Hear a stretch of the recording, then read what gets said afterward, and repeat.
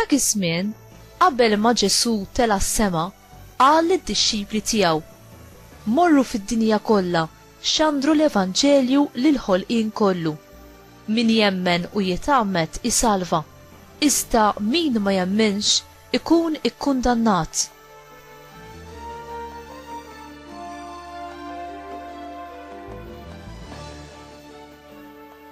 U dawn huma s-sinjali li jsieħbu lil dawk li jemnu. F'ismi ikeċċu xjaten, jitkellmu bilsna ġodda, jaqbdu s-srib b'idejhom, u jekk jixorbu xi xorb li jġib il-mewt ma jagħmilhomx ħsara, iqiegħdu jdejhom fuq il-morda u dawn ifiequ.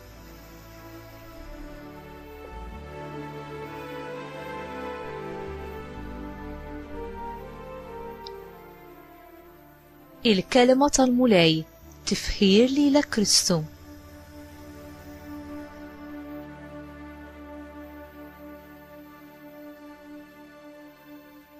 L-ewwel li ra lil Ġesu imqajjem il-mewt ma kienx Pietru jew wieħed mill-Apostli, imma Marija ta' Magdala u n-nisa li kienu baqgħu ma' Ġesu saħdejn is-salib u li marru ħdejn il-qabar kmieni l-ħadd biex jaqdu l-aħħar doveri tagħhom lejn il-ġisem mejjet. Sfortunatament għad-dixxipli ma jemnux dak li rrakkuntawlhom in-nisa dwar il-qawmien mill-mewt tal-imgħallem. Ġesu kellu jċanfar lill-Apostli minħabba nuqqas ta' twemmin tagħhom u l-qalb li kienet qibsa biex taċċetta l-qawmien. Inti bħall-Apostli jew bħal Marija Madalena u n-nisa l-oħra, qiebes biex temmen jew tiġri ħafif lejn Ġesu. Inti ddubita għaliex ma tarax? Il-mulej jagħmel lilu nnifsu preżenti għalina bil-ħidma tal-Ispiritu Santu u jagħtina d-don tal-fidi biex aħna narfuh personalment u biex nifmu il-misteru tal-mewt u l-qawmien tiegħu. Inti temmen f'kemtu u tfittex li tismaw ikellmek? Temmen fil-preżenza tiegħu fl-Ewkaristija? Temmen li hu jkun jistennik fit-tabernakli siket?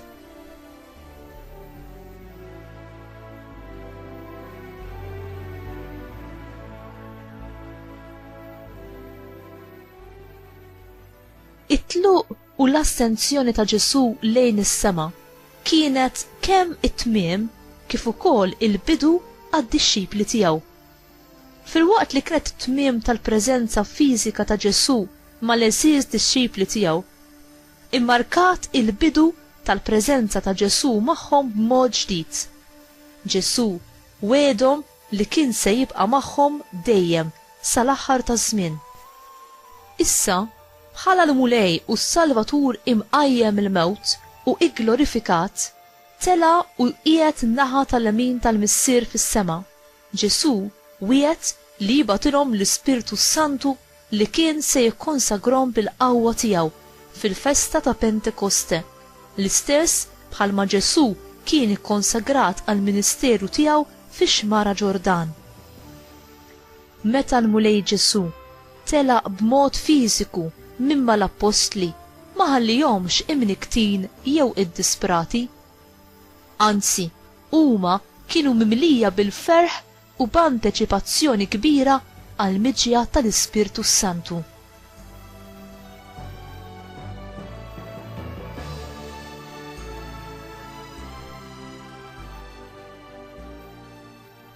L-aħħar kliem ta' Ġesu lill-Apostli jipponta lejn il-missjoni tas-salvazzjoni tiegħu u lejn il-missjoni tagħhom li jkunu xhieda tal-mewt u l-qawmien tiegħu li bihom salvana u jixxandru l-aħbar it-tajba ta' salvazzjoni lid-dinja kollha. Il-ħidma tagħhom hi li jixxandru l-aħbar it-tajba tas-salvazzjoni mhux biss lill-poplu ta' Iżrael imma lin-nazzjonijiet kollha. L-imħabba t'Alla u d-don tas-salvazzjoni mhix biss għal ftit min-nies jew għal nazzjon wieħed biss, imma hi għan-nies tad-dinja kollha u ta' kull żmien. Hi għal dawk kollha li jaċċettawha. L-Evanġelju u l-qawwa ta' Alla il-qawwa li taħfer id-nubiet, li tfejjaq, li teħles mill-ħażen u l-oppressjoni u li tġeddet il-ħajja. Inti temmen fil-qawwa tal-Evanġelju? Ġesu ma fdax ix-xandir tal-Evanġelju u s-sagramenti tal-fejqan u l-liberazzjoni fidejn il-Knisja permezz tas-saċerdoti biss, imma fdaħ ukoll lil kull min kien ser jemmen. Ġesu imqajjem mill-mewt jagħti din il-kariga kbira lil kull membru fil-Knisja. Kull min jemmen għandu sem minn din il-ħidma glorjuża li jkun messaġġier tal-bxara tajba u ambaxxatur għal Kristu, l-uniku Salvatur tad-dinja. Aħna ma tħallejniex waħedna f'din il-biċċa xogħol, għax il-Mulej innifsu jaħdem fina u permezz tagħna bil-qawwa tal-Ispiritu Santu. Illum aħna nesperjenzaw Pentekoste ġdid fil-waqt li l-Mulej iferra l-Ispiritu fuq il-poplu tiegħu, il-Knisja, biex iġeddida, isaħħaha bħala l-ġisem tiegħu u biex jibnija ħalli taqdi ministeru effettiv u missjoni madwar id-dinja kollha. U inti tagħti xhieda quddiem l-oħrajn tal-ferħ tal-Evanġelu u tat-tama tal-qawmien għal-ħajja?